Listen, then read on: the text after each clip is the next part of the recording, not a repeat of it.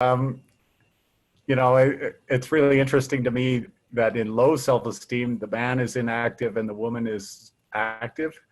And in high self-esteem, it's the opposite, right? The man is doing all the work and the woman is just kicking back and appreciating, you know? That's pretty interesting. Okay, so I do have a comment and a question kind of embedded in it. And I'm not sure if this is where you want to take it, to be honest, because but I am noticing this thing that you said about if women are unhappy, everyone's going to suffer. Okay.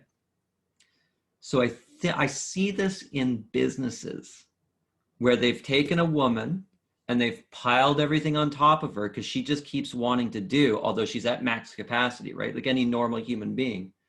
And what's happening is really weird. Like, yeah, like the whole environment is essentially suffering the minute she gets frustrated. And she's low level. And it goes all the way up. And like weird things happen, like people start phoning other people that aren't even involved in certain things. Like men just start going crazy. And I've seen this now a lot. And it's always centered around these women that are essentially just being overloaded because they just accept everything. And now that plays into it too, because they're like, yeah, give me more. Yeah, give me more. It's like, aren't you over like worked? Just give me more. And it's like, this is not good. Well, this is what feminism gave us. You know, feminism told us that women can be equal to men. Now, I don't have a problem with their claims. You know, everybody is free to do whatever they want. But the challenge is when you put a woman in a place where she's equal to a man, you are essentially, you're not elevating her. You're taking her a step down. And in that taking her a step down, she's now trying to prove herself worthy. Whereas a woman in her nature is worthy of love and praise, not because she's done something. And that goes all the way to kindergarten, school, and everything else that we go through in our society where, you know, you're being rewarded for good grades, for good behavior. You know, you're appreciated not for who you are, but for what you can give to other people. You're being scolded for what you don't do. So we're taught early on that our actions are, for girls anyway, this is how they perceive it, that they're in themselves aren't worthy, only for what they can do for somebody else.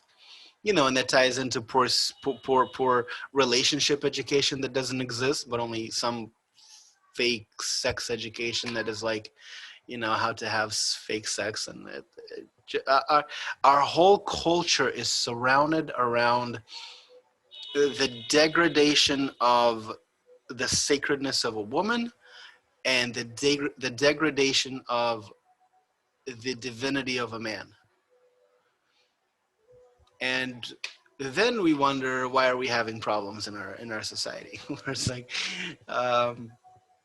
this is what we've done for each other. We've corrupted. Thank you so much. We've corrupted our drinking water. This is the water that feeds us, that we nourish from our environment. Like we spoke earlier, this is what feeds our blueprint. This is why we have so many sexual perversions, and we have so many just people who, because they suppress certain,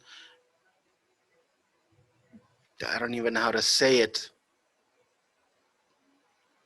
malfunctions, let's say, certain perverse desires, right? Or certain, whatever that may be, because they're not realized in their essence as a man or a woman, it doesn't go away. You just learn how to do it behind closed doors. So everything is like evolving around this aspect of relationship and a man and a woman, and how do we interact with each other, and how do we raise men, and how do we raise women, and how do we teach them to interact with each other so that they actually understand that they aren't like the opposite sex. The way they communicate isn't like the opposite sex.